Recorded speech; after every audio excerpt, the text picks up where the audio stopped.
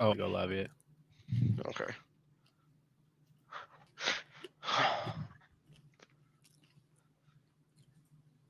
All right, we're live now. Hello. Hello, beautiful people. All right.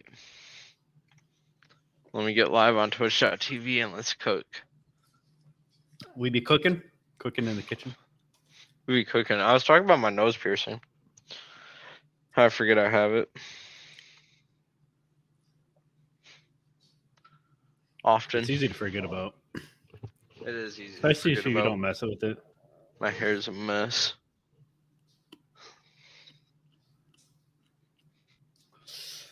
Copy.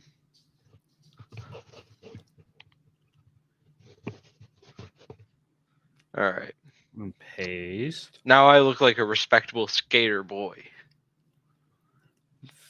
That's Weirdo. me. I look like I should be on fucking Rob Dyke. Or not Rob Dyke. Fucking Rob. What was it? Rob. The only other Rob I know Dream is Rob Factory. Deerdeck. Deerdeck. Yeah, Rob Deerdeck. Yeah. Yeah, he's the skater, bro. Yeah. Yeah. Yeah, that's who I was trying to talk watching. about. I used to love watching that show. I don't know why. Yeah. that show was the shit. That show was so mid. It was funny, bro. It was pretty funny, but You know what show is mid? His Hmm. the Tosh 2.0 that he tried to do, his version of it. what? 1 second. Let me get live on Twitch real quick. Week 13, right? Yeah.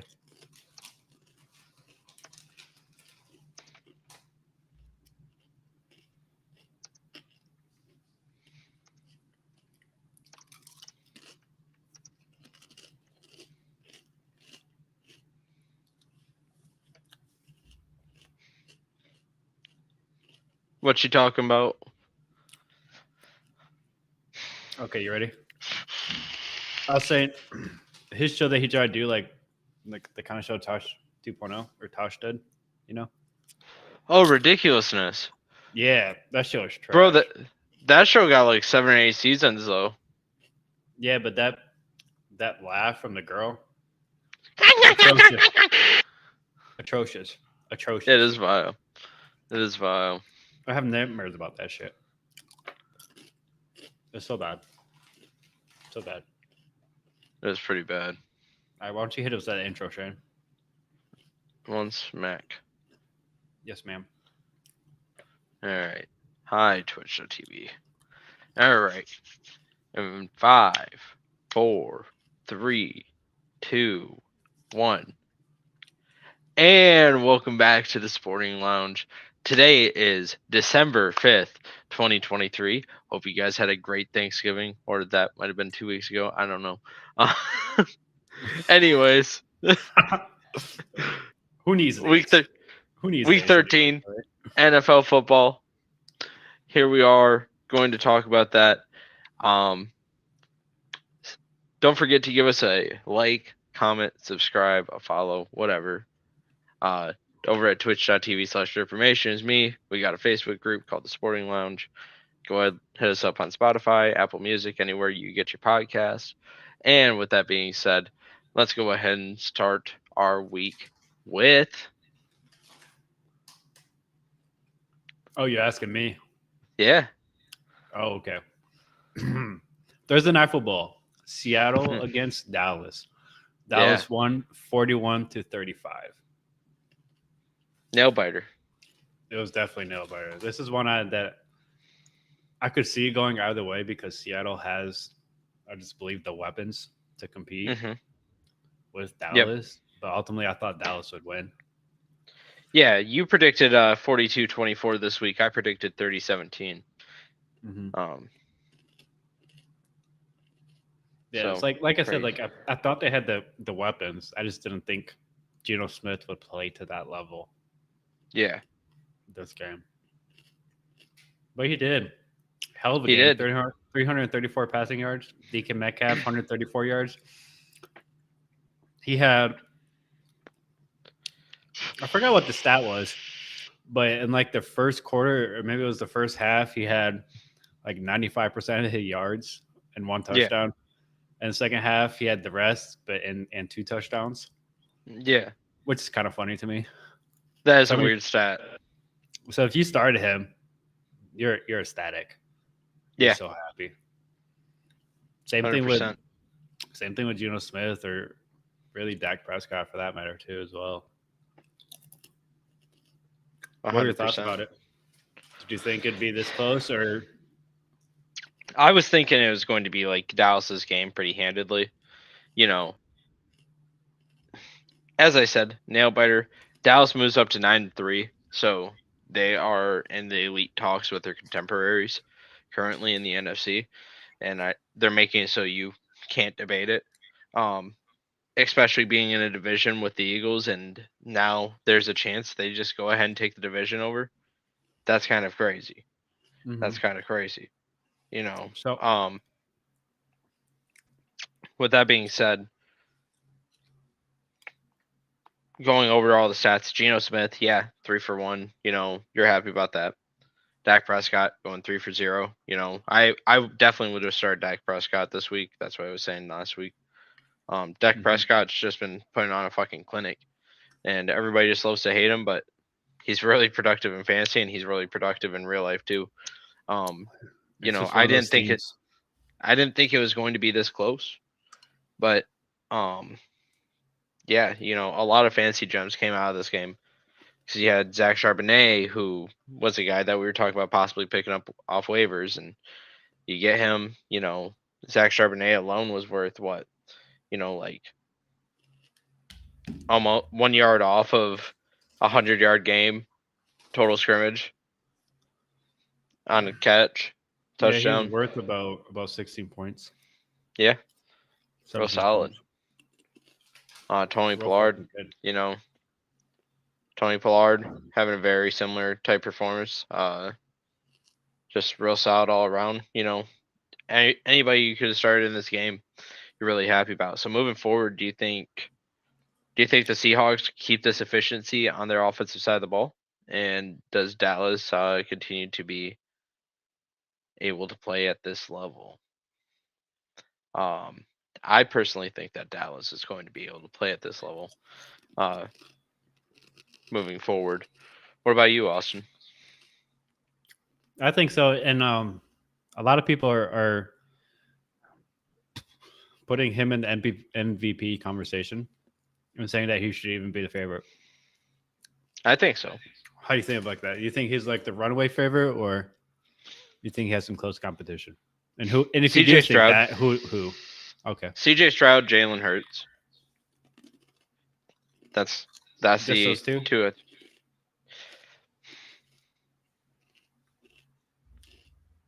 Brock Purdy's in the conversation, but I don't think he's up there with them. Patrick Mahomes, obviously, just because he's Patrick Mahomes. It's just that name thing.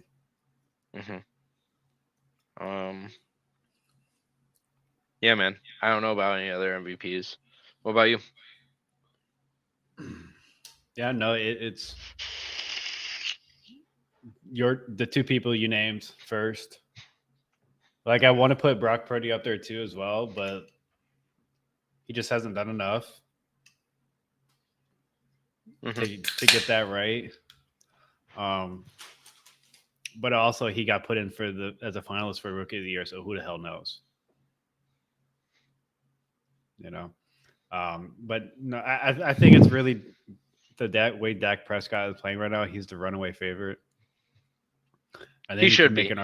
And then you could make an argument for CJ Stroud next after that. Then I think third should be Jalen Hurts.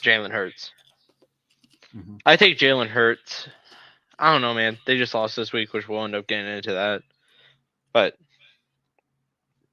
you know, it's crazy because every time we talk about MVP conversation, a player that should be involved never gets brought up. Justin Herbert, one of the best quarterbacks in the NFL, just was a part of a shutout against the Patriots. Yes, best quarterback in NFL. One of the best. You're so right. I mean, he's had a pretty good regular season, so I could understand the argument. Um, but it's just one of those things like the Heisman, right? Similar to Heisman in this sense for MVP. Like if you're not on a winning team, one of the top You don't teams, deserve it. It's good. Yeah, inherently that's what people say. That was like one of the big arguments against to go to basketball real quick. Luka, Yep. right, is because the Mavs weren't a good team or didn't have a really winning record. They were floating between the 8th and 9th seed. And I think that's probably why Justin Herbert's not in that conversation. He's overlooked because of that. It's unfortunate because he's been playing really good. You know, when you have, he says 3,000 yards on the year, 20 touchdowns, 6 interceptions. Projected over 4K. Right. Projected good TDA interception ratio, almost passing at 70% completion rate. Which is good. Yeah, he's projected to have a 65.6. He currently has a 65.6 as well. So it's not bad. Mm-hmm. Now, I'm not surprised he didn't have a spectacular game. I am surprised it was 6-0, though. That I am surprised about. I thought it would have been a little bit higher scoring of a game. Yeah, bro. I had faith in the Pats this week. I bet that they were going to win 17-11. You were saying 34-10. Yeah, for the Chargers. Yep. Yeah, ain't no way I was betting on the Patriots, even though they're my favorite team. Hey, bro. That'd be so wild. Hey, bro, what? They just needed one touchdown and they would have won. Pending PAT. One touchdown. Yeah, your boy finally got the start too. I know, bro. I was hoping Bailey Zappi would lead him to victory. He didn't throw any picks. He's supposedly going to be the starter going forward. Yep. Good move. Good move. From what their reports are saying. There's nothing that's been really official. I don't know about good move, but it is a move to make. Hey, man, I fuck with it. They're feeding the ball to Ezekiel Elliott, although he didn't have any touchdowns on the day. He did have 4 receptions, 40 yards. On the ground, he toted the rock for 52 yards in total, making 92 yards from scrimmage, no TDs with 1 reception. So, solid day on the ground and through the air for Ezekiel Elliott. What you thinking about that? I'm thinking I wish Ramondre didn't get hurt. Mm-hmm. That's what I'm thinking. I wish. I like having Zeke back there because he's just another. I think he's the RB2 in that backfield or the 1B. To Ramondre's 1A. Yeah, and he's a great change of pace back and a great back to just have in there when he needs a breather. Or Ramondre needs a breather. And then, of course, if he gets hurt, you got an amazing backup that can carry the workload, and he can be that workhorse for you if needed. So, I mean, obviously, it's not the showing you wanted from the team as a whole. And I think they have a lot to figure out on offense and that they need to invest heavily in offense this offseason or we're in for serious trouble. Yeah, I agree. Because, like when Devontae Parker is your best receiver, something's wrong. We're not talking about prime Devontae Parker either. We're talking about ancient Devontae Parker. Old man Devontae Parker. Mm-hmm. Yeah. Old man Parker. Still cooking, though, with 4 receptions on 9 targets at 64 yards. He do be doing something.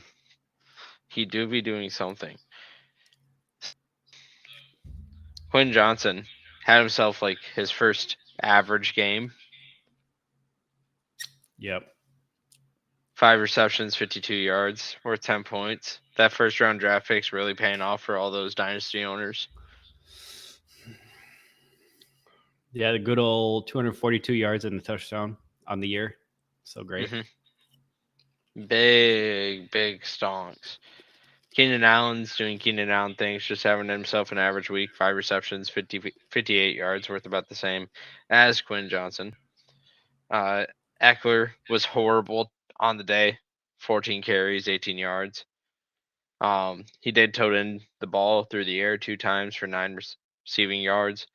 It was just an ugly game, man. No touchdowns, Right. nothing, just It was 2 not field pretty. goals.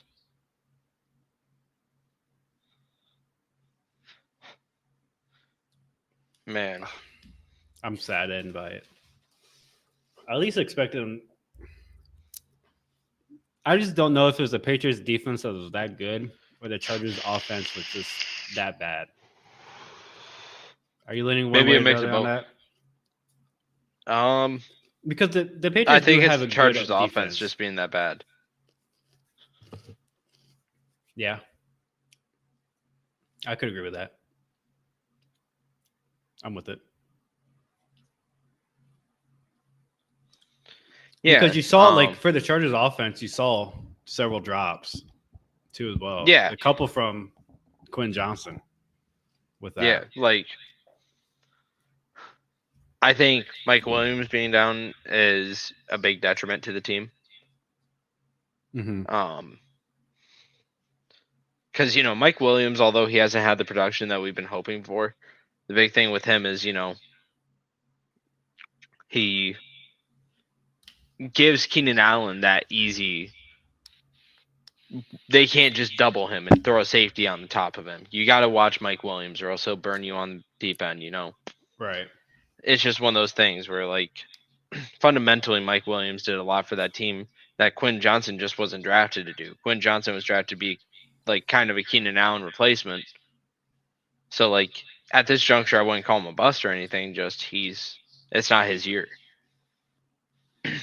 Maybe next year he'll see more snaps, but yeah, like he's more of a next type receiver. Yeah, and you can't really call a rookie a bust after a year. Mm-hmm. I'm very much against that. I think they deserve at least 2 full years before that conversation even starts. Pretty much, and we all knew that he was the number 3 receiver in that offense, right? Mm-hmm. Possibly number 4 if you want to account for the tight end. So I was like, I think he had probably too high of expectations coming into the season because he was drafted in the first round, but you also got to realize the team and the players that were ahead of him that are still ahead of him. Right, so what about the players drafted after him? Yeah, like Puka and whoever else. Zay Flowers. Yeah, whatever. Who cares? Quinn Johnson to the moon, my guy. To the moon. Crack, rock, crack, rock. To the moon, man. To the moon. I'll die on that hill. Just kidding. I won't. Puka's been a baller, but I also think. Do you think Puka's just that good, or he got aided by Cooper Kupp being out for a while? No, I think Puka's that good. He's had a few good games since that happened. Right. So like he's proven. Or is it just Matthew Stafford is still that good low key? Because he's supporting 3 receivers right now, basically. Yeah, like like Cooper Kupp, is he as good of a receiver as he's being right now in LA without Matthew Stafford? Maybe. Like you could see that. Mm-hmm. But then randomly Puka, which we have no other film on. I don't know. And what about Tutu? Like, I don't know either. It's a toss-up. Yeah. Like, I don't know. Pretty much. I'm pretty much done talking about that Chargers-Patriots game. Not much to talk about there. I think by the end of next season, though, we'll see Quinn Johnson coming to his own. Yeah. Personally. What's the next one? We're going to move on to Lions at New Orleans. Ooh. Yep. I can't remember what I called for this game. So you called this week 27-14? Lions. I called 30-17 Lions. Okay. Definitely a lot closer. A little bit closer. Yeah. Yeah, this was a fucking whew, close one. Yeah, let's see. Jared Goff, had 16 and 25, 213 yards, 2 touchdowns. Jahmyr Gibbs, 8 carries, 60 yards. David Montgomery leading the way again, 18 carries, but only 56 yards and a touchdown. And then Sam Laporta having himself a day, 9 receptions, 140 yards and a touchdown. Consistent. He's balling out as a tight end, man. I don't know what to say. Amon-Ra had He's worth 34 points this week, bro. And then Amon-Ra, 2 catches, 49 yards and a touchdown. Are you surprised with Laporta's rise? I was expecting him to be good. I wasn't expecting him to be this good. Yeah, because it's not often you see tight ends come out the gate like this. Yeah. It almost feels like since day one, he was just on fire. Yeah. He's just a dominant force. I agree. He's insanely talented. He's just got that it factor at tight end. I think realistically going into next year in fantasy, he should be looked at above Mark Andrews. So you think like tight end 3, top 3? Yeah. I mean,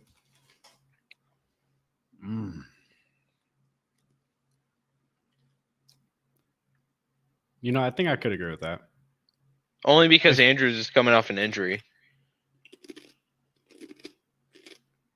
But I mean, and he's getting old. Even if Andrews wasn't coming off injury, you still have an argument to make for Laporta to be over him. Yeah. And honestly, I wouldn't be surprised if Kittle fell out of the top 2 next season. And then Laporta jumps up to that number 2. And obviously that's Kittle at number 1, but I just don't think that's going to change.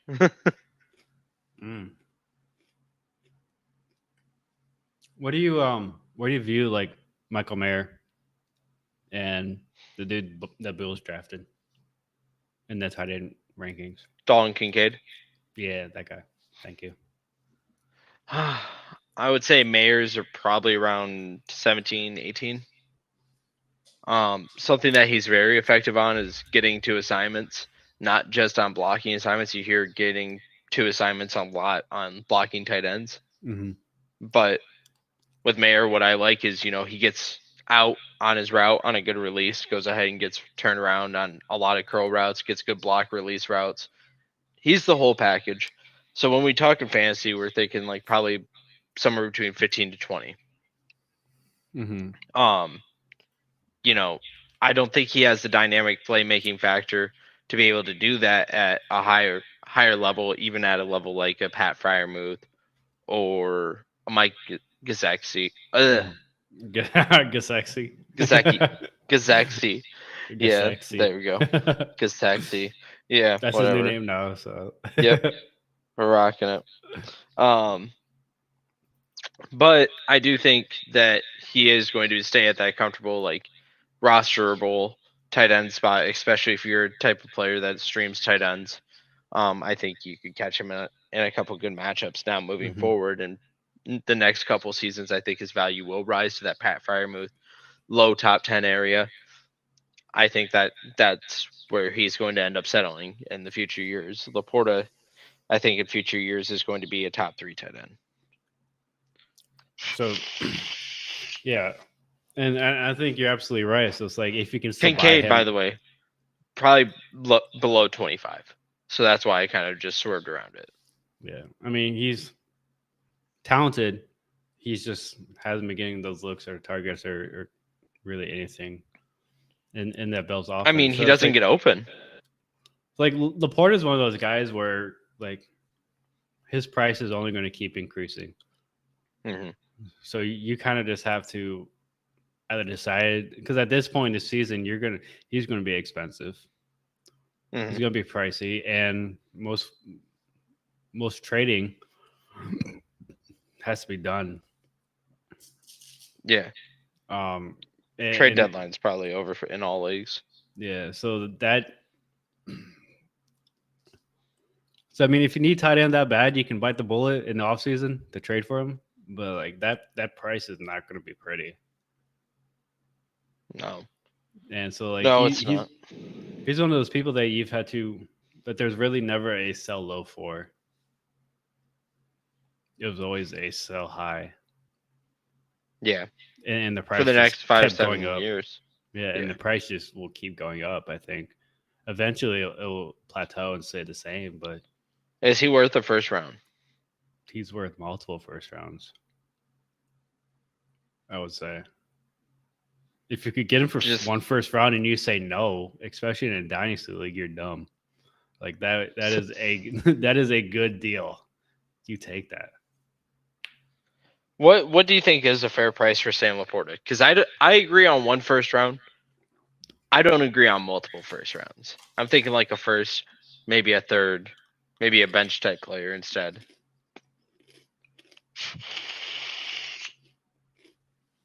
Let me look. I would probably be willing to pay 2 first for him. So, how much would you be willing to pay for Tua Tagovailoa? Well, because like through this season, right? Like 91 receptions, 64 receptions, 86 targets, almost 700 yards, 6 touchdowns. I think this is just things to come for Laporta, right? So the price is going to fluctuate depending on how many people love Sam Laporta and how much they love him. So like Tua, like a couple first, because he's still young and he's good. He's got a great offense. 2 first round picks for Tua.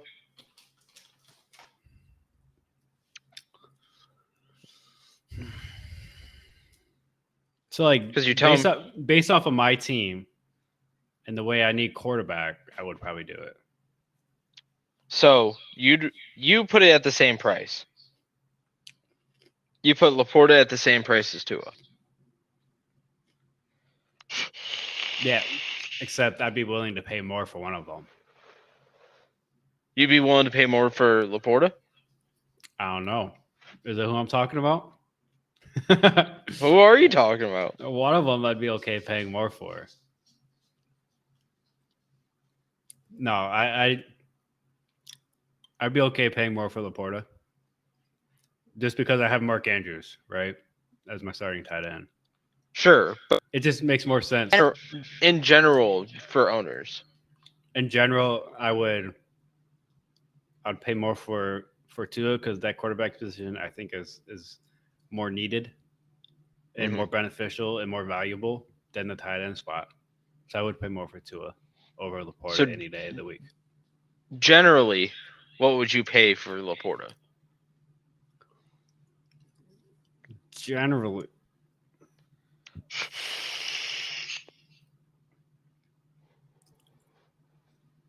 So like in a dynasty, a first and a mid bench player. So we're right on the same page. And then in like a redraft or keeper league, couple mid, maybe a high to high level player. Something like that. Yeah.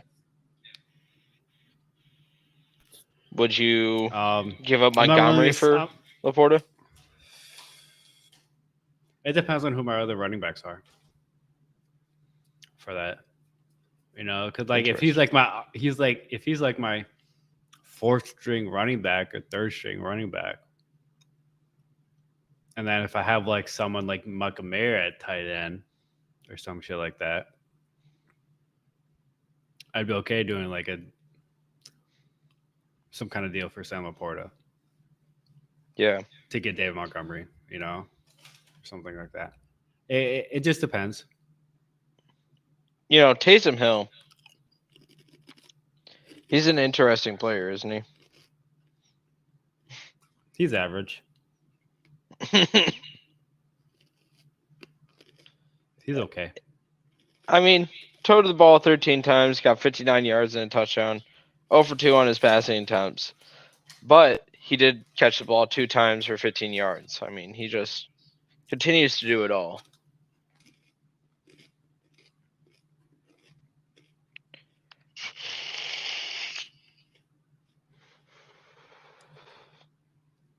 You know, gone are the days where you could play Taysom Hill at quarterback, tight end, or running back in fantasy.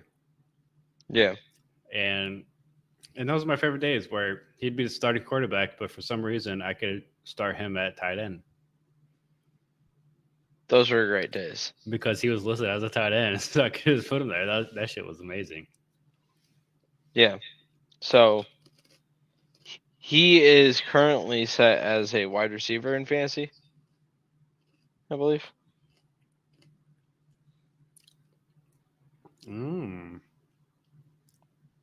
Or tight end. And Taysom Hill was 0 for 2 passing as well. Dang, so sad. Derek Carr, So 17 of 22 for 226, 1 touchdown, 1 interception.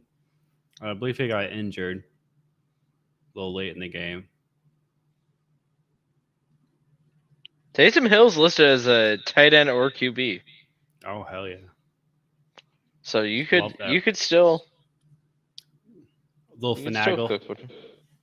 Yeah, I mean, you know, he's had 2 22-point games this season, and he's coming off a 15.41 right now.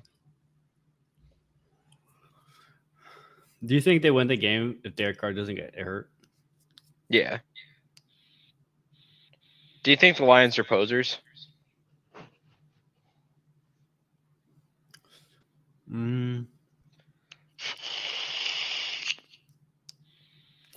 I think they're not a legit team. Like a legit threat. That's kind of where I'm at. Yeah. I don't think they're a legit threat when someone plays them in the playoffs. I don't think they're gonna be scared. They're just gonna be like, "Oh, it's the Lions." Yeah, I think they're a really good football team, and they got a bright future ahead of them, especially with Dan Campbell as the coach.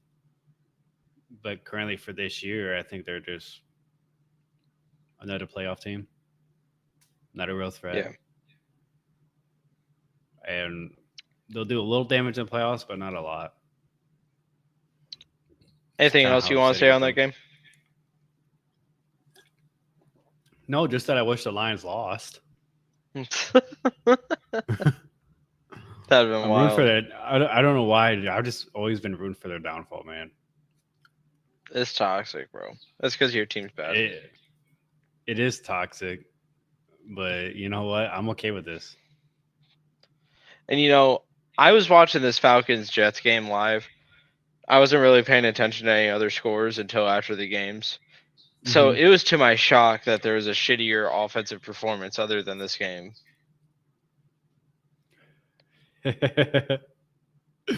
But holy fuck, you want to talk about just bad, boring football. Yeah. Dude, Tim Boyle got released. Yep. They said fuck it. And then Aaron Rodgers came out in defense of Zach Wilson. Yep. Which I thought was pretty cool. But it's just hilarious to me that a few days after the game, not even a few days, it was a couple days, they released Tim Boyle, who was their starting quarterback. So now it looks like it's going to be Zach Wilson again. Yep. And it's kind of wild. It's wild how that happens. I was really hoping that the Jets would somehow survive enough to actually make the playoffs, so that when Aaron Rodgers comes back, we can actually see the full team, see the team how it was meant to be. Maybe make a run or something. It would have been fun. If they made a run, that would have been amazing. I would have loved that. But it looks like it's over. Atlanta moves to 6-6, 13-8. Our predictions on the week, by the way, you said Falcons 2013. I said Jets 23-17. Turns out you're right, but we were both pretty off about the score. As you said, Tim Boyle got released after after a miserable performance, pulling in a 22.2 QBR with a 14.25 completions, 148 yards and a pick. Really rough. Just miserable performance. Trevor Siemian came in and fumbled the ball 3 times. It was just a fucking mess. And then the as a Falcons team, just they pretty had much 4 fumbles killed. too. Kyle Pitts had 9 points. Wow. What? He's just so dominant, bro. Kyle Pitts. Yeah. I mean, he is the best tight end. I mean, I don't think Kyle Pitts is the issue. Let me say that. No, it's the quarterback play. Yeah. And the offensive game plans. Bro, imagine if Kyle Pitts had a quarterback that was just as good as Kenny Pickett. Anyone, really. Anyone. Jared Goff. Joshua Dobbs. Baker Mayfield. As much as I hate to say it. Yeah. It's unfortunate because I think I truly believe a great talent is going to waste on that offense. Yeah. And not just going to waste he's never going to win a Super Bowl or he's never going to win a playoff game. Not that type of waste, but actual just Calvin Johnson's still going to get into the Hall of Fame even though he never won a playoff game. Larry Fitzgerald is still going to get into the Hall of Fame even though he never won a Super Bowl. Kyle Pitts, at this rate, will never even. And coming out of the draft, that was the projection of him. Yeah, because he was hell talented. He was a wide receiver that was a tight end. Mm-hmm. And you hate to see it, right? It's one thing if a player is just bad on a team, but it's completely different to see a exciting, talented player just get wasted by the team they're on. Squandered. And that's the story of his career so far with the Falcons. It's disturbing. It's sad. It's honestly sad. So with that being said, what's the price for Kyle Pitts if you're an NFL GM right now? It's pretty low, man. The Falcons have no right asking for a bag and a half and some potato chips. So it's you could probably get him for probably a 4th round, maybe as high as a 3rd, but it's not going to be a lot.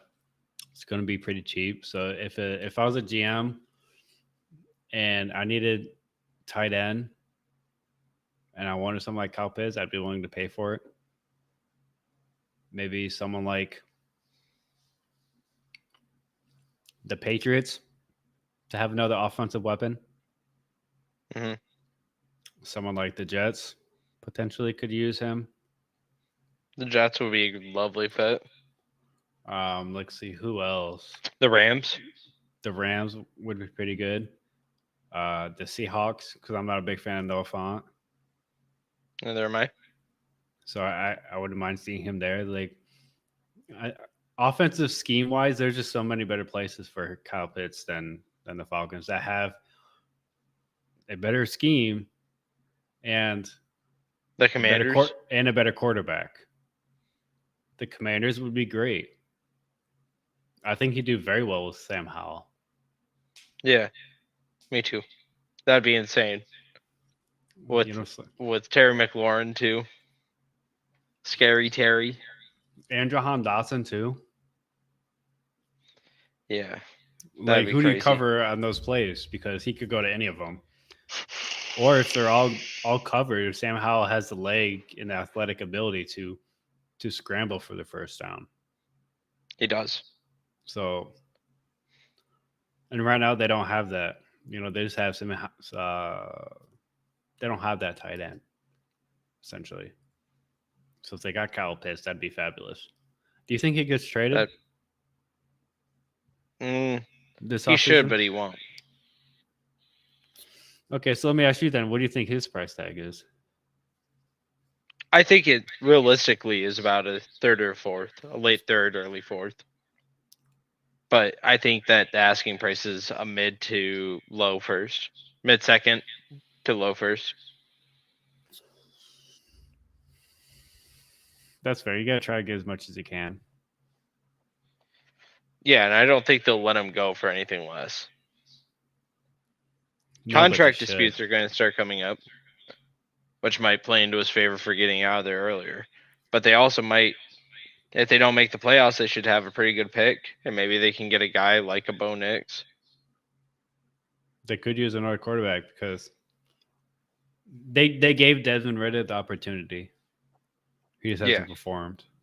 Like I think he has a good arm and good legs. He's good shown mobility. flashes.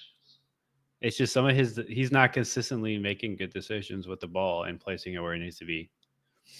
Right. He sometimes looks just way too rushed in the pocket, and that just causes mayhem. So yeah, I mean, like,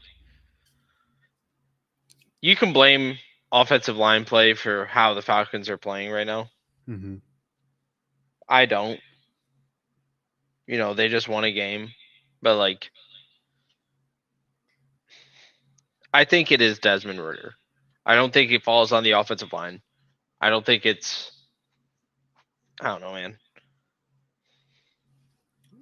When I'm watching those like plays and when I'm watching the game live, I'm like, Desmond Ridder has time. Mm-hmm. He's just not making good reads. He's just not making the best reads. And that's what you need to do in the NFL. You need to understand what defense you're getting into and what read is the best in the matchups. Mm-hmm. Exactly. Speaking of which, that leads us into our next game of the week, which is Cardinals Steelers. This game was a trog to sit through, but Kenny Pickett is supposedly out for the year. So that's great. I saw that. Sad news, sad news. Najee Harris is staying pretty consistent. It seems like they were just trying to piss him off when they said Jaylen Warren is the starting back, because ever since they said that, Najee has had more touches. He has improved dramatically since then. I mean, he just grinds the ball. George Pickens was looking in form. Deontay Johnson looked okay. But I mean, just like overall, the Steelers' offense is looking better, but it's just like with Kenny going down and they're just not able to finish off drives right now. It's just that's the issue right now. But it's tolerable to watch. The Cardinals went ahead and themselves a field day. Kyler Murray, 145 yards through the air and touchdown. James Conner trucked through the Steelers, 105 yards, 2 TDs. Trey McBride accounting for nearly 70% of Kyler Murray's yards on the day. Big hauls. Were you surprised? Yeah, fuck yeah, I was, man. Oh, it was so funny. TJ Watt also made a statement after the game about the NFL knowing how it's unfair how he's being held. Yeah, I did see that. Interesting. But for me, right, I'm happy the Cardinals won from a purely selfish standpoint because that just helps the Patriots get a better draft pick. That's fair. Kind of where I'm at. Yeah. Whatever helps them get a better draft pick, I'm all for. At this point, where do you see the Steelers rest of the season with Mitch Trubisky at the helm? I don't fucking know, man. Depression? Actually, is that what we're saying? I don't know. Like, Mr. Trubisky wasn't horrible. He had the only touchdown the Steelers had on the day. True. He did make He some didn't duck play bad. throws. I mean, like, there's a chance. I don't think it's great, but I do think that there's a realistic chance. I'd say about 35% chance they make the playoffs still. Was Kenny's injury again? They are saying it is a sprain. I think it's high ankle, which would be 3 to 4 weeks, or 3 to 5 weeks. Okay, so similar injury to Trevor Lawrence then. Mm-hmm. It's a tough loss for the Steelers for sure. He did have surgery, and he's not getting placed on IR after it. So about that 3 to 5 week period is correct to be assuming. That's good news then. That he didn't get put on IR at least. Yeah, it makes life a little bit easier for sure. Because that means he can still come back in time for the playoffs too, as well. If they are able to stay alive for that long.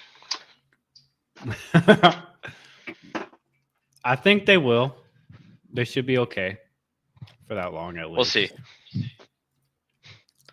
But he is their best chance to go anywhere in the playoffs, I think. I think Mitch Trubisky is a fine backup, but nothing you can rely on. Do you think this is the... You really look into Najee, I think. I think Najee's the difference maker. Both of them. Najee and Jaylen Warren, I think. Yeah. You just got to lean heavy into them both. Yeah, like... You turn to Najee and Jaylen and you're like, it's in your guys' hands if we make the playoffs or not. And that's it. Right. If they get the looks and if they're able to tote the rock, make it so they can't say no to running the ball. That's fair. We got offensive playmakers, or we got offensive coordinators, offensive coaches now that will adjust to what they need to do. That's why we're seeing success from the Steelers later in games. What about the Cardinals? Where do you see their future at? I think they got lucky. I would agree. Like James Conner had a monster day. I don't think that this is a consistent performance for them. I could see them getting to 5 wins, but not necessarily worth anything. Nothing worth a damn. I think Kyler's fighting for a starting job. Trey McBride balled out again. Yeah, he's been playing really well. 8 receptions, 89 yards, and a touchdown. Mm-hmm. Do you put him up there in like the top 10 tight end rankings? You have to at this juncture. Like, he's been playing so well. How high would you put him, though?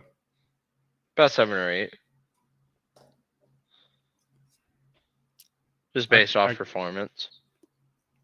He has been balling out, though, too. Yeah, so he's been extremely efficient. Let's see. 56 receptions, 74 targets, 610 yards, and then 2 touchdowns. This game. Or this year. Mm-hmm. And Kyler hasn't been great though either with the Cardinals, but he's gotten them 2 wins as a starting quarterback. He has. And that's what we were talking about. And those wins matter. So hey, we were talking about what does Kyler need to do. I said he needs to just win games. And that's exactly what he's doing. Yeah, because I believe you said that it doesn't matter how he plays as long as they win. Yep, exactly. Like this is the type of win where like you don't remember Kyler Murray's performance because he didn't have any passing touchdowns. He didn't even pass for over 200 yards. But it's just like they looked to him when they needed to. He got the job done when they needed him to, and then he didn't have any touchdowns because he got the ball down to the red zone and they just handed it off to James Conner and he just cooked. Mm-hmm. So Speaking of running backs cooking on the goal line, Colts, Titans. Ooh. Ooh. Oh, Oh. Zach Moss Oh. did not follow through. Yeah, this game went to overtime. Colts won 31-28. Yep. Gardner Yep. Minshew. You were saying Colts 30-20, so very close. I was saying Colts 24-17. So We weren't too far off. nope. Will Levis made that really heady play that I liked a lot. He threw that interception, then ran up, blasted the dude, made him fumble, and then picked up the ball. Yeah. that was dope. I'll give him that credit. That was a heads up play. Yeah, that was awesome. But like Derrick Henry, over 100 yards, 2 TDs. And Tajay Spears almost there too. Yep, 75 yards, no TDs. He did have 4 receptions to compensate a little bit. Mm-hmm. So still worth like 12 points. Not bad for an RB2 going into the game, like depth chart wise RB2. Derrick Henry just had himself a monster day. Back in old King Henry form. Worth about 27 points. Yeah, worth about 27 points. About 29 actually. DeAndre, 5 receptions, 75 yards, and a touchdown. Had a really good day. Will Levis, he can't be fumbling. That's what it comes down to. Yeah, 3 fumbles on the day. One of them lost. Yeah. That's the difference maker in this game because Gardner Minshew went out. He wouldn't have had a 300+ yard day if it didn't go to overtime and they didn't just like control the ball for the whole game. You know what I mean? Mm-hmm. Like, it wasn't like Gardner Minshew was like just dropping bombs on people. I think the deepest pass he threw was like 25 yards. Yeah, no, they did a lot of short dink and dunks this game. Yeah. They didn't do anything crazy. They just short passes, and they were working. Titans didn't really seem they could stop it. But that did lead to 2 100-yard receivers with Michael Pittman. Mm-hmm. 11 receptions, 105 yards, and a touchdown. So, what? 32 points? Just about, yeah. Pretty much. Alec Pierce, 100 yards, 3 receptions, and a touchdown. Mm-hmm. So, he's worth another, 25 points? Yeah. Just pretty good day all around from the receiving core. Even Kyle Granson and Josh Downs. Josh Downs wasn't great, but 4 points is better than nothing.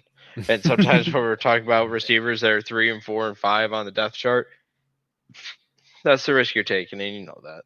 Especially when you start him, yeah. And he has that. Josh Downs has that flash potential. So if you do ever put him in your lineup, he has that potential to get you those, the 15 to 20 points in the game. He does. Unlikely, Yes. But the potential's there. Yeah, he's done it a couple times this year. Mm-hmm. As time goes on, I think that he'll be more dominant. Oh, for sure. 100%. Anything else you want to mention on that game? It was a close game. It went to overtime. I like that heads up play from Will Levis. I just it kind of went the way I thought it was going to, a close game. I wasn't expecting overtime necessarily, but just Gardner Minshew was picking them apart. I was kind of expecting to. I wasn't expecting over 300 yards. Do you think no matter what happens, AR is the starter next year? Yeah. Yeah, I kind of think so too. Okay, let me ask you this. What would he have had to have done for him not to be like the certified starter? there's a chance that Gardner stays the starter, but there's only one thing he has to win. Super Bowl. All right, so not taking the Super Bowl into account though, like what would his stats have to look like for you to be like, okay, there's a chance that he's a starter? Right? Probably 3,000 yards on the season, not projected, but just on the season, 3,000 plus yards.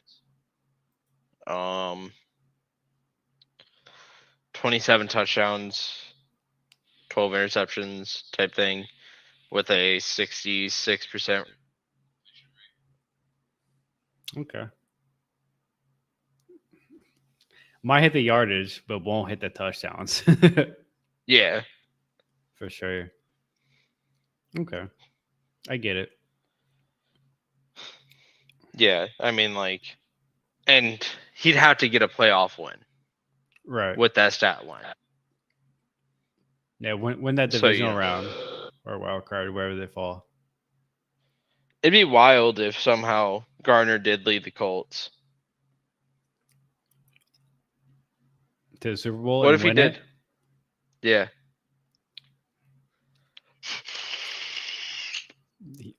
He would get the Nick Foles treatment.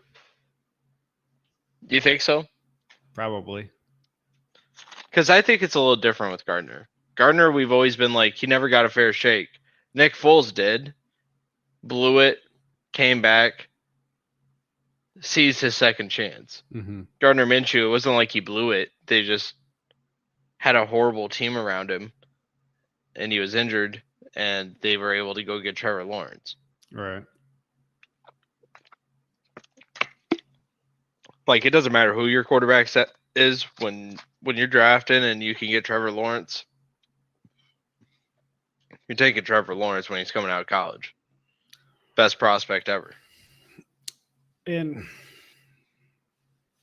I think it's kind of like no matter what he does, though, AR is going to be pretty much the starter next year. Even though that's not, even though the Colts might not say that, they might say something different, like, oh, it's going to be a quarterback competition.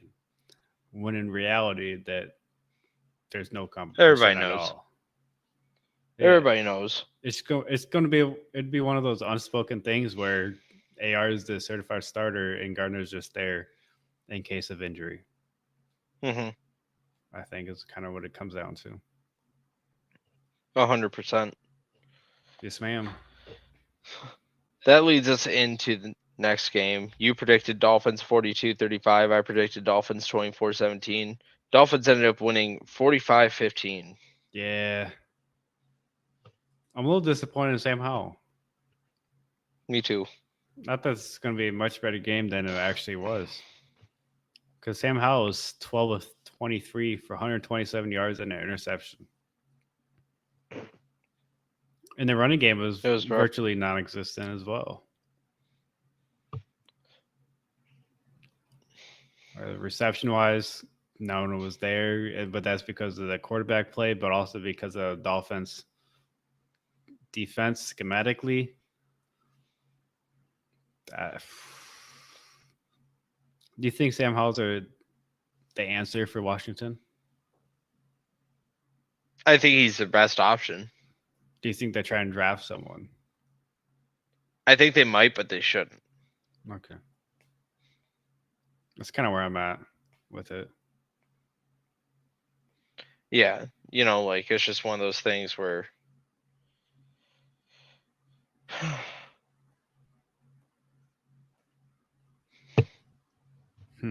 I don't know, man. Like, you just gotta, like, think of how good Sam Howell actually is. And I think Sam Howell is better than that 5-7 record that the Commanders are representing, but 4-9, but yeah. Or excuse me, 4-9. Excuse me. You're excused. So I mean, that's how I think of it. You know, like, I think he's better than 4-9. Yeah. When you just watch him, he's just good. Something I want to ask you back. Mm-hmm. should we actually consider Tyreek Hill in the MVP candidate race?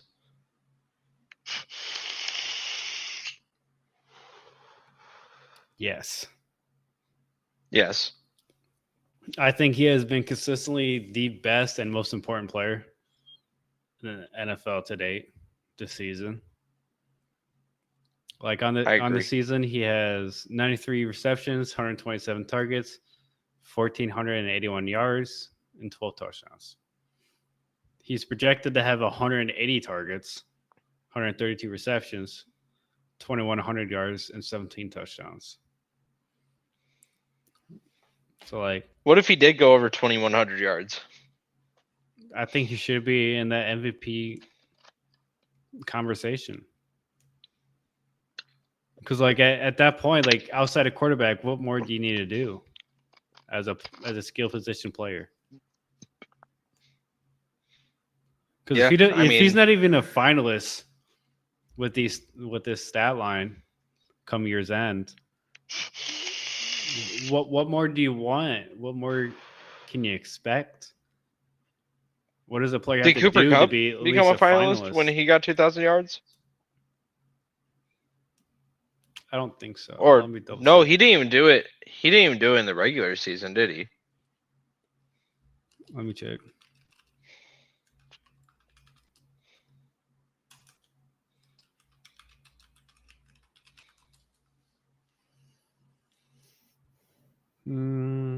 Yeah, Tyreek is on pace to be the first wide receiver to ever do it. Yeah, no, he wasn't. Yeah. I mean, if he does it, like. But he did receive a vote. And he was the first wide receiver in more than 2 decades to do that. Mm-hmm. So, and if Tyreek does this in a regular season, and he's on track, because he would just be shattering. I think he would just be shattering the single season receiving yard record. Yeah.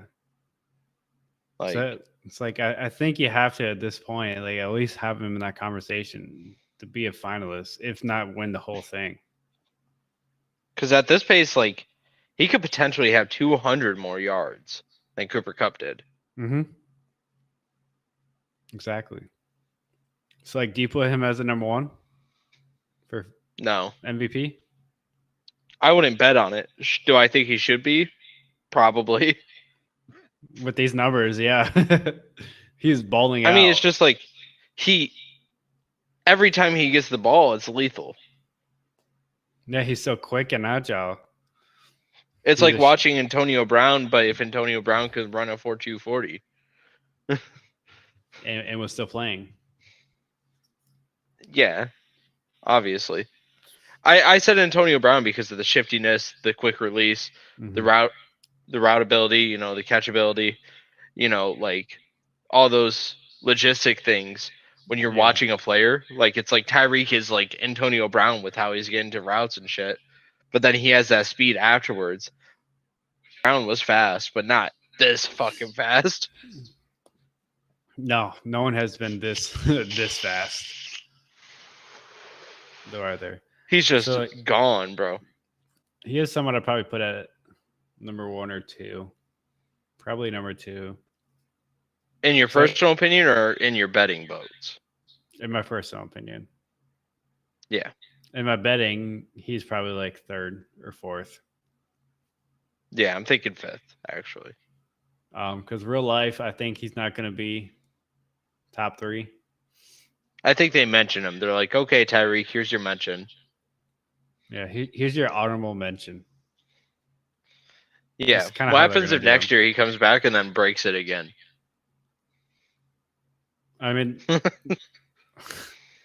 that would be his last season. Yeah. If he holds to what he said.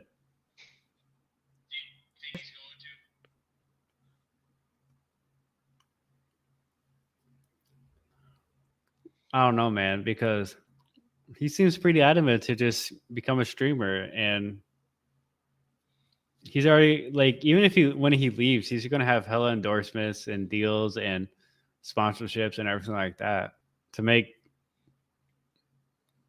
plenty of money to still have a comfortable living. So I would not be surprised if he decides to leave football for sure after next year. So let's say that he doesn't have an insane season next year, but still a really good one, around 1,700 yards, 10 touchdowns, let's say. Do you think he gets into the Hall? I think he would deserve to. I think so too. He has the stats to back it up. He's got the Super Bowl wins. He's got 2. Yeah, Super Bowl wins with the stats. I think he does, and I think he's the first ballot. Yeah, I think he's got the highlights too. Mm-hmm. He passes the eye test. You can put on a 20-minute reel of his highlights and be like, wow. Imagine if he didn't retire at 30, but not like in the same way of Andrew Luck, like in a proven way. Mm-hmm. And that's one of the things I look for in the Hall of Fame voting. So yeah, I wouldn't be surprised. Speaking of MVP candidates, Denver Broncos at Houston Texans. Yes. The interception to end the game from Wilson. Love that. That's poetry, isn't it? So you see CJ Stroud got that dog in him. That Bronco defensive end started to fuck with him. And yeah. He didn't back down. And then 3 or 4 of his offensive linemen came over and really shoved him away. Yeah. I thought that was pretty funny. I did too. I like that. It was cool to see. It was. But for the Houston receiving, no one of note besides really Nico Collins with 9 receptions, 191 yards, and a touchdown. 39 fantasy points right there. That was just sitting on my bench. You love to see it. Yeah, I totally forgot, but that's fine. Dameon Pierce finally came back. 15 carries, 41 yards, and a touchdown. Nothing great, but he had a touchdown, which saved his fantasy day. And then CJ Stroud, 16 of 27, 274, and a touchdown. Not looking great, but played well enough, I think, for the Texans to win. Yeah. And, exactly. I mean, that's all you really want, especially from a rookie quarterback. Just put you in position. Don't make costly fumbles. Exactly. Interceptions, Don't let the ball get away from you. Yeah, you're thinking that the Texans were going to win 31-21. I was thinking Broncos 24-20. Obviously, final score was 22-17. Yeah, not a big offensive game, even though there was a good amount of points on the board.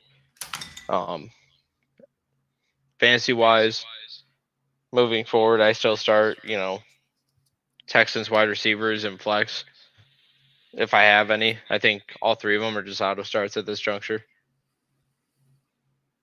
Okay, so damn. What's the pecking order for you? The most confident to least confident. Nico, Tank, Noah. Noah Brown had a 3-game stretch where he was just balling out for 20-some points. He's injured right now. Yeah. So he still could come back and just be dominant. Well, and Noah I Brown think it's worth the flex game. spot anyway. Yeah, but he's coming off injury. He was limited in practice all week. True. He's just been an exciting development for the Texans for me. He's been fun to watch. Like I said earlier, he was exploding for a 3-game stretch there before he got injured, which was really fun to see, and I love to see it. Yeah, once he gets back to 100%, I'm excited to see him perform well again, because he will. Do you think the Broncos are gonna kind of stagnate after this loss, or do you think they're just going to keep moving up and get a few more wins? I mean, the division's in their grasp. Yeah. You know, like, who knows? So you I think guess they it could? matters how they come back. You think they could finish first? They could, mathematically, if the Chiefs keep losing, especially to teams like the Packers. Yeah, because the Chiefs have what, like 4 losses, right? Yep. 3 more losses for the Chiefs, 3 more for the Broncos. Ooh. Mathematically, they do be in it with 5 games left. Yeah. So And here's the remaining matchups, by the way. They got Chargers, Lions, Patriots, Chargers, Raiders. They already have 1 win over the Chiefs and 1 loss.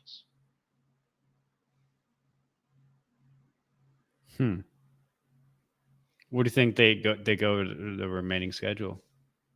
I don't know. I don't know what to think with this Broncos team. They're confusing. Oh man, they're because very like confusing. when they lost by 50, everyone just immediately wrote them off, including myself. Yeah. And since then, they have been a very, very good football team. Yeah. Because on the other side, the Chiefs are playing the Bills, Patriots, then Raiders, Bengals, and Chargers. It's a little bit harder. Yeah. I mean, it's definitely possible for the Chiefs to lose 3 of those games. I wouldn't be surprised. Imagine a world where the Chiefs miss the playoffs.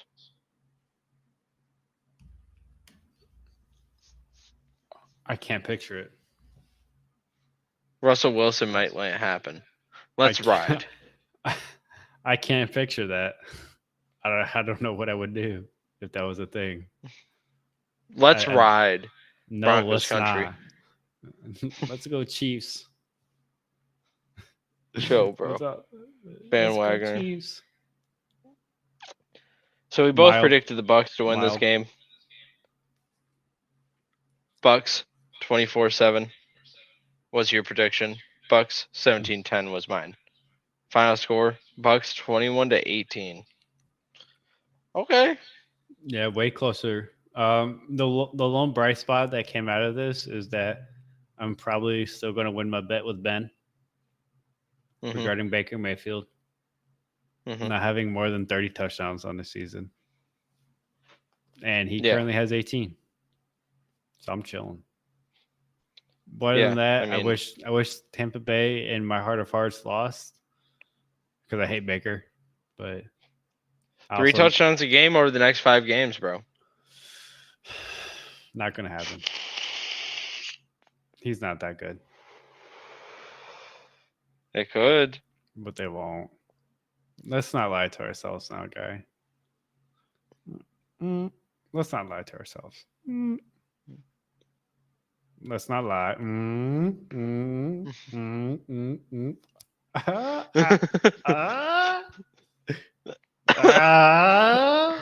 It'd be crazy, though. I don't think so, but it'd be crazy. It would be crazy. It'd be one hell of a story. Mm-hmm. But very unlikely. What do you think the Bucks do? Because Baker's played all right. He hasn't played fantastic, but he also hasn't played like super poorly. Baker's a bridge guy. Do you think they'll draft someone this offseason? This draft? This season or next season? They're going to get their guy.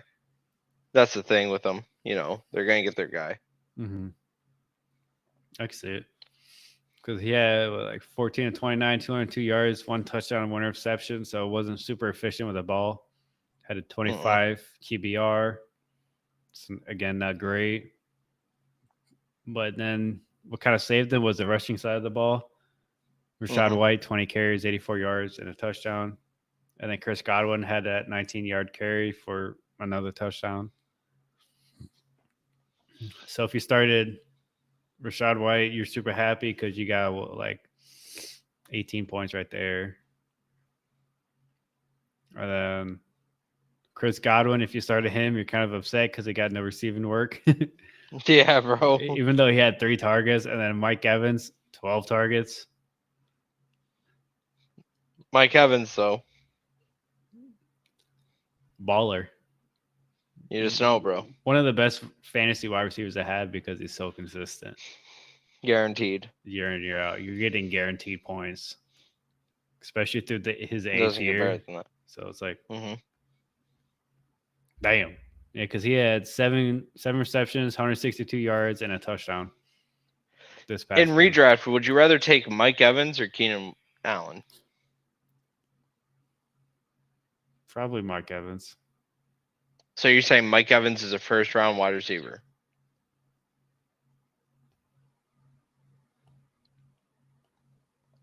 Yeah, because if I'm drafting at the back end of the first round, it's very possible Keenan Allen gets taken. So in that case, I'm very happy to draft Mike Evans. If you're at the back end of the first round and they're both and there, Keenan Allen's on there, mm, you got to pass up Keenan Allen to take up Mike Evans. man, that's a tough one because it really just comes down to whose offense you like better. Because Keenan Allen, I think, has the better potential on that offense, the Chargers offense, with a better quarterback. And Mike Evans has the complete opposite. He has the worst quarterback, the worst situation. But he's still doing it. But Mike Evans, I think, is a little bit more consistent. I do too. And this year, for example, let's see, regular season-wise, Keenan Allen 102 targets and 102 receptions for 1,100 yards and 7 touchdowns. So pretty good. Very good, actually, I would say, through this far. Mm-hmm. And then with Mike Evans, you have... Okay, why is it doing that? 61 receptions, 1,000 yards, and 10 touchdowns. So like 30-some less receptions, but only 100 less yards. Mm-hmm. I think probably Mike Evans is what I would lean. Yeah. Probably go with. Yeah, I can feel that. I mean, he's not going to get as much opportunity as Keenan Allen is, but he makes the most of that opportunity, I would say. What about you? I take Keenan Allen still, but I think that Mike Evans is still a valuable first-round pick if Keenan Allen's off the board. And Justin Jefferson. Of course. I mean, if you're taking anyone over Justin Jefferson, that wide receiver, you're insane. You're a crackhead. Certified. Correct. Legitimate crackhead. So. Oh, that leads us into our next game, which leads us into another wide receiver or two, which could be getting first-round praises coming into the next season. Puka, Cooper Kupp, and Cleveland Browns at Los Angeles Rams. You predicted Rams 21-13. I predicted 30-24 Browns. It was Rams 36-19. Hell yeah, let's go Rams. Kyren Williams. Joe Flacco was not the answer. I mean, he played all right, but he wasn't horrible. He wasn't great. But he wasn't horrible. Yeah. I don't think he was necessarily the reason they lost either. You let 36 points up on defense, you're going to lose a lot of games. It's very hard to win games, but yeah, when you let up those kinds of points. And Matthew Stafford didn't play fantastic either. He just didn't turn the ball over. I mean, he had 3 touchdowns, almost 300 yards on the day. He played pretty fucking good. Yeah, but 22 of 37. So from that standpoint, he wasn't fantastic in 279 yards. But also Joe Flacco almost had 300 yards and almost 3 touchdowns. So he played pretty damn good too. Yeah, almost 3 touchdowns is different than 3 touchdowns. And he had a pick. Yeah, so. And he was sacked twice. Okay, I wasn't gonna go that far with it. Come on, jeez. No, And Matthew Stafford rushed for -2 yards, bro. -2 yards. That's 277 yards now on the day. Damn. The He the Rams wild were for just that. in the Rams were just in control of the game the whole time. I don't think there's really any threat of the Browns. Yeah, 100%. I mean, Kareem Hunt looks solid. Not much to write home about, honestly. It was a solid game. Rams blew him out. Puka is keeping up a really well-rounded season. 4 receptions, 105 yards, and a touchdown. Cooper Kupp, 6 receptions, 39 Mhm. yards, and a touchdown. Demarcus Robinson having a quiet but good game. 4 receptions, 55 yards, and a touchdown. So, good 15, 16-point week. Solid. Yeah. As for that, I mean, that was kind of my Rams wrap up. There wasn't much to talk about. Browns are in a tough spot with their division now. I hope that the Steelers lost, but the AFC North is starting to loosen up, and maybe none of the teams make the playoffs from there now, It's other than possible. the Ravens. Like it's hard, especially in the fourth quarter, to win a game when you let up 16 points. Mm-hmm. That 100%. shit is difficult. It's not easy. And the Browns were down 20-19 at that point, and then they did score 16 unanswered points. And they're like, "Oh, I don't know why we didn't win." Well, When there's a very clear reason why, you just guys fell apart in the fourth quarter. yeah. Like When that absolutely happens, fell like apart. you don't deserve to win. Yeah, You didn't want it more. it's like they just down the stretch forgot how to play defense. Mm-hmm. Because even though I think the Rams controlled the game the whole time, it's just really that fourth quarter where the Browns could have got stops and they didn't. They didn't make those plays when they needed to, and it's almost like they just forgot what to do and were confused. Yeah. That's the whole time. That was kind of my interpretation of it. Hey, I was getting on the same page with you. Like, I don't know. It just seems like the Browns are lost and they don't know what to do. Mm-hmm. They got the utility to make a run still. I think so. They got Amari Cooper. They got David Njoku. They got Kareem Hunt. They got Jerome Ford. They got weapons. Yeah. They got Elijah Moore. They got a good offensive line. They got a great defense. They can make it happen. It's just a matter if they want to or not. Right. With that being said, a team that wanted it more than the other, San Francisco 49ers, go to Philly and hand the Eagles their ass. 49ers 42-19. I predicted the Eagles 31-17. You predicted 49ers 35-31. Yeah. Yeah. Game was I not didn't. close at all. I don't think it was going to be an ass whooping. Yeah. I wasn't expecting this. It was kind of funny before it was like after the game, a bunch of stories came out about how the 49ers were basically smack talking and said that they should have been in the NFC title game because they didn't have their quarterback and all this. And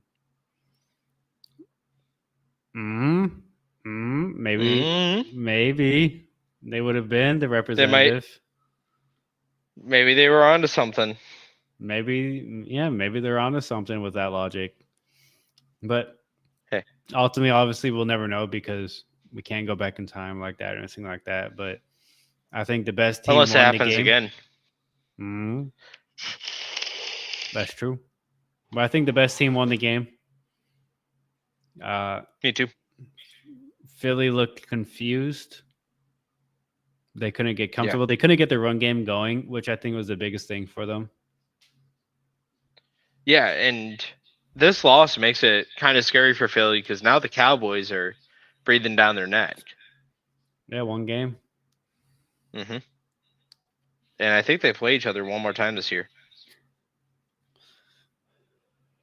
And I think this was this week. Very telling for the Eagles and kind of knocks them down a pedestal. Because a lot of people, I think, recognize them as the far and away best team in the NFL. Mm-hmm.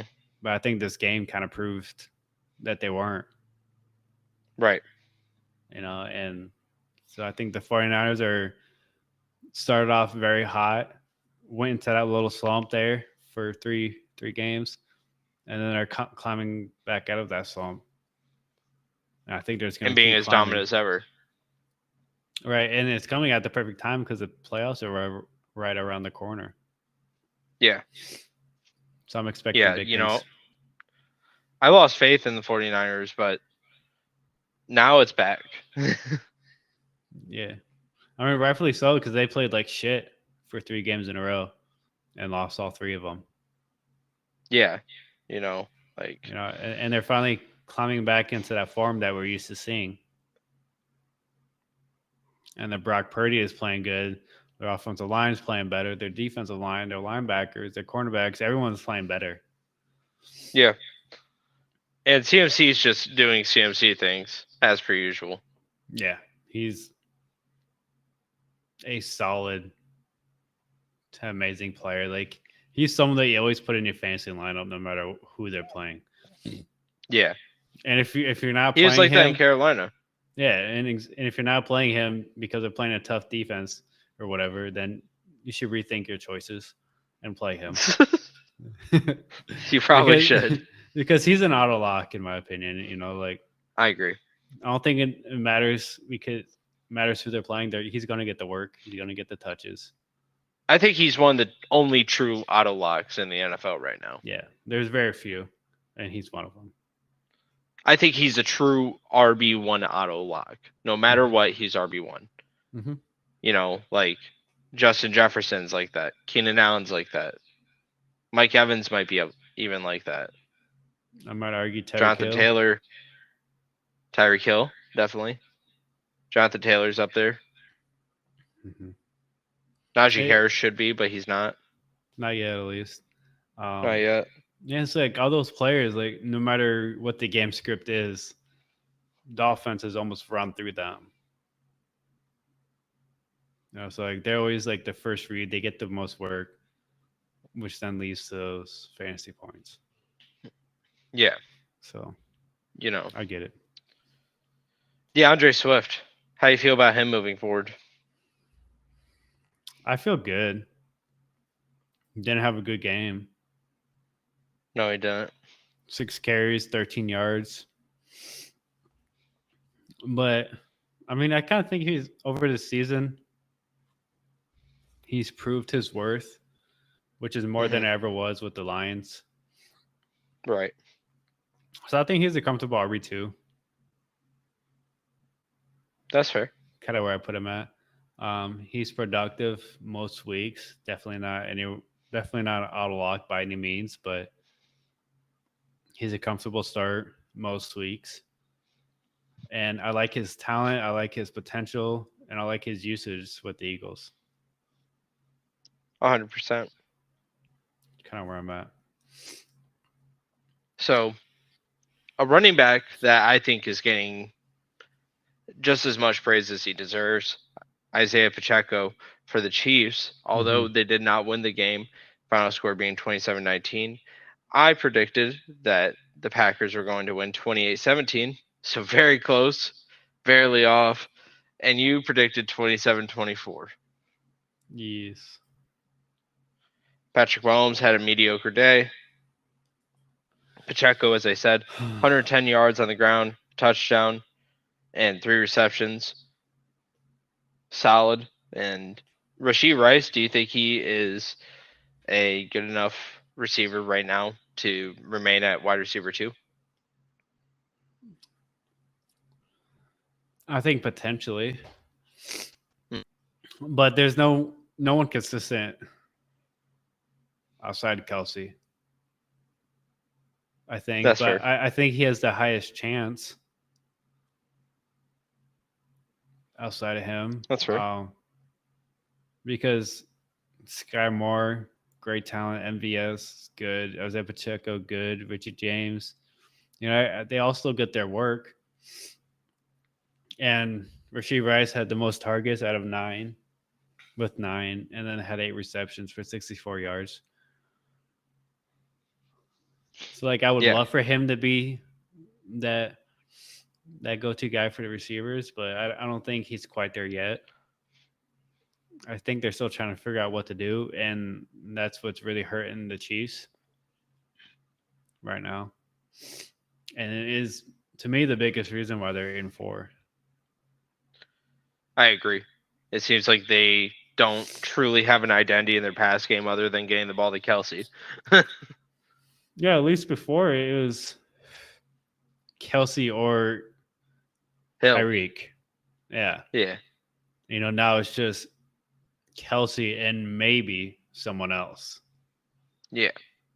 So it's like if you take Kelce out the game or limit his damage, you really control the game. You're swinging it in your favor, especially as a defense, because the Chiefs' offense is no longer a threat. 100%. Jordan Love went and had himself a field day, 267 yards, 3 touchdowns, no interceptions. He got sacked twice, but we'll look past that because he had 2 carries on 10 yards as well. Romeo Doubs had a solid game. Christian Watson, explosive this matchup. Mm-hmm. He was worth like 25 points. AJ Dillon was solid on the ground, worthy flex start as per usual where he's at. Yeah. Do you think Jordan Love is getting back?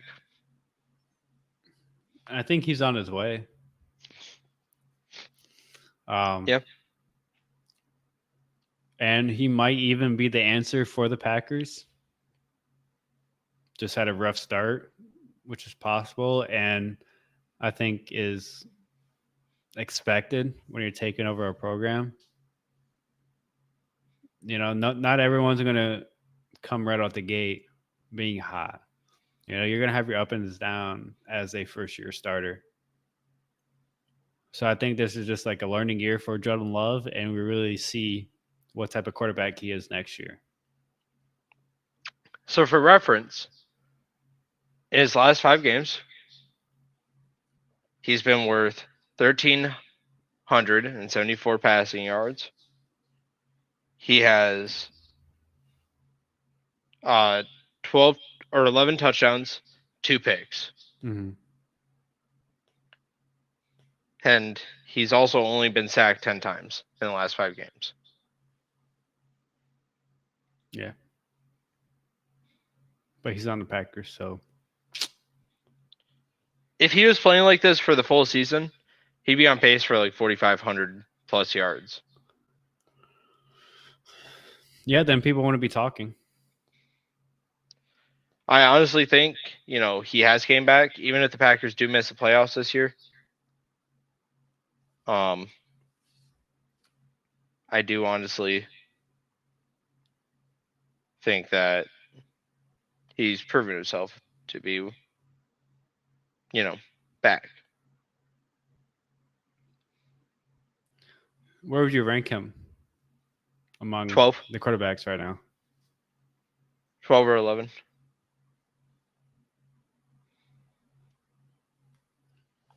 So do you think he is the answer for the Packers? Yeah. I think at this juncture, you stick with him. You ride it. Oh yeah, I mean, you're not getting a quarterback this year. Yeah, you definitely don't draft one. You have to let him ride at least another year. Mm-hmm. He's earned that right. He's earned it. Yep. Now, do you think they make the playoffs? No. They need a lot to happen for him to make the playoffs. So they could, and if they did, I think they'd make a splash, honestly. I mean, they got the offensive weapons to do that, so yeah. All of a sudden, they do. They would make one hell of a splash. That's for sure. Their defense is really good. That's what I like about them. They've been playing a lot better, too, as well, on defense side of ball. So I'm not surprised. Yeah. Leading us into our final game of the week. There's no defense to be found. 2 backup quarterbacks after a tragic Trevor Lawrence injury. 34-31, Cincinnati Bengals the AFC South leaders, Yeah, Jacksonville Jaguars. I'm pretty sure I said that the Jags were going to win this game. I said Jags too. But Jake Browning, Although, damn, did he play amazing. hey, I did predict that the Jags would score 31 points. Hey, there you go. Got half of it right. I predicted 31-17.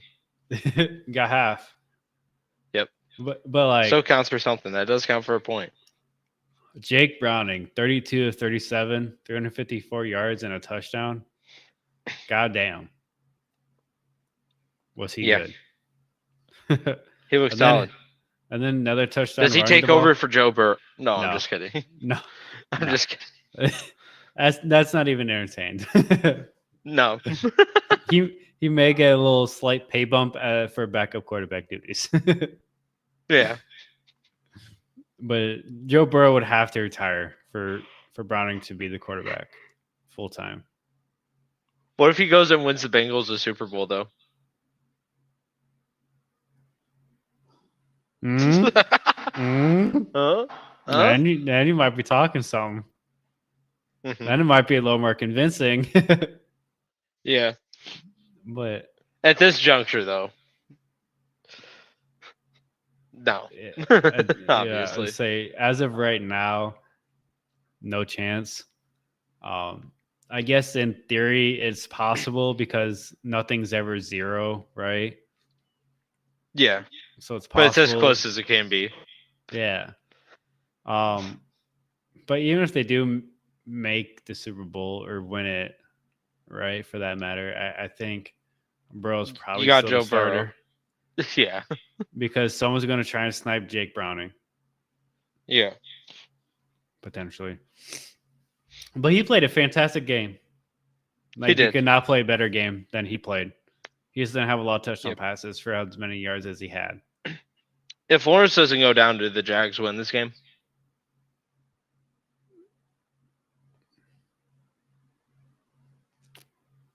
$50-50. 50-50. It's kind of where I'd put it. 50-50. He was on pace to have over 300 yards and 3 touchdowns. Yeah. But on pace doesn't mean in reality.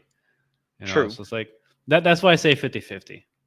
Because their odds go up a lot higher with Trevor Lawrence to win the game. Mm-hmm. Whereas as soon as they went down, I was like, oh, they probably got like a 20% chance to win. Yeah. You know, so because of his injury, it went down a lot. But with Trevor Lawrence, I think it is 50-50 because Jake Browning was playing so good. Right. And that offense was just rolling. And the Jags defense didn't look like they could stop it. You know, so it's like they very well could have won, but I don't know how likely it would have been. What about you? Yeah. I think the Jags would have won. I think they just would have. I think it was like 75-25 in favor of the Jags. I get the argument. You know. Jamar Chase had a field day. Joe Mixon was good on fantasy.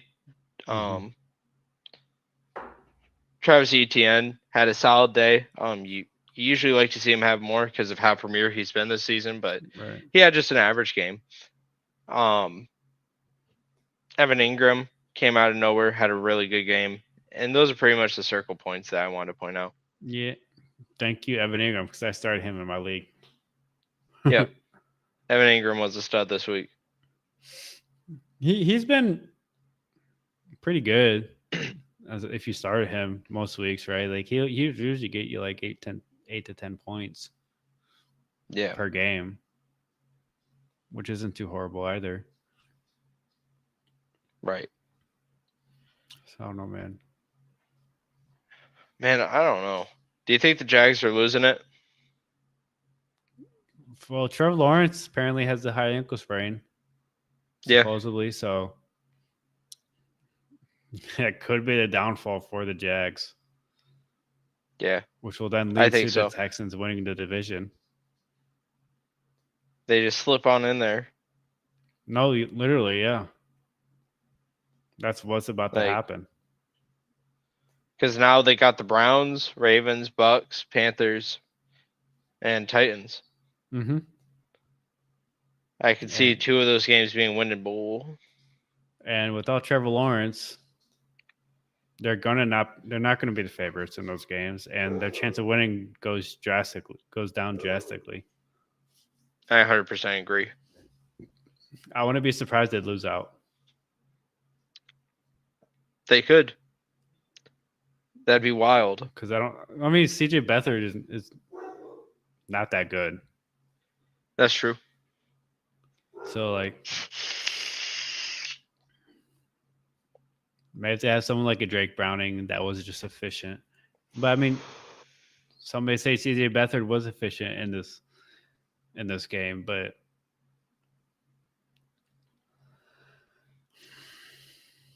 I don't know. I don't think they stand a chance in most games that they have left on the schedule. I think they get lucky to win 2 games. I feel that. That's kind of where I'm at. Which means they still probably lose the division. Yeah, I think so too. Especially with the way the Texans are rolling. The Texans are hot. And I think that they can make waves. Mm-hmm. They will. Yeah, they're tough. I think, at least. So I don't know. Well, I'm excited to watch this coming week. But we'll talk more about that. Anything you want to wrap up on? Yeah. Chat, say anything? Let's double check. Couch cam. That's true. Couch cam is true. We love the couch cam. Couch cam is wild. All right. Well, Austin, how about you send us off? No, you got this. But I did have one last question. Did you have like a surprise performance of the week? Yeah, Jordan Love. So I was really surprised, and it was a prove it game for me. Okay. Like this was a true prove it game. It wasn't like a prove it game where, like, when I'm talking about like Zach Wilson, I'm saying this is a prove it game so he keeps his starting job. Right. This was a prove it game to see if he was real. Mm-hmm. And he proved it. He won in a dominant fashion. It was because of him that the Packers against a good team. Against a great team, yeah. Mm-hmm. So I get it. Yep. All right, Shane. Why don't you go ahead and sound this off? All right. Don't forget to like, comment, subscribe, follow us on Facebook, Instagram, and follow me on twitch.tv/Derpimation. Don't forget to check our YouTube channel, The Whole 9, Apple Music, Spotify, anywhere that you listen to podcasts, we're at. And with that, I hope you have a great night. Bye. Bye.